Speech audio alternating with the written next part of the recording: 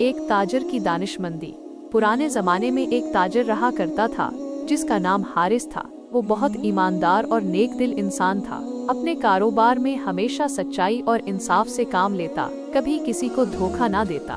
उसकी ईमानदारी की वजह से उसका कारोबार दिन बह दिन बढ़ता गया।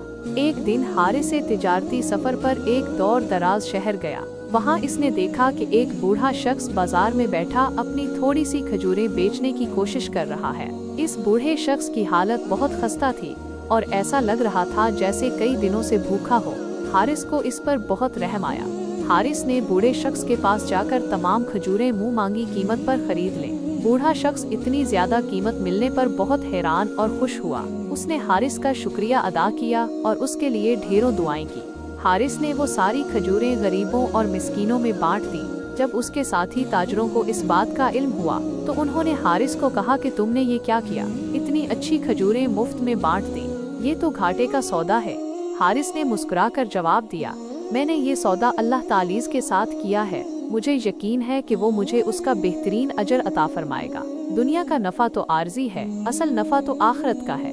कुछ अरसे बाद हारिस के कारोबार में पहले से कहीं ज्यादा बरकत हुई। उसके माल में इजाफा होता चला गया और उसने बहुत जल्द अपनी ईमानदारी और सखावत की वजह से पूरे शहर में नेकनामी हासिल कर ली। इस वाक़े से हमें ये सबक मिलता है कि ईमानदारी और भलाई करने का बदला दुनिया में भी मिलता है और आखिरत में तो यकीनन मिलेगा। अल्लाह तालीज़ नेक लोगों के साथ होता है और उनके कामों में बरकत डालता है।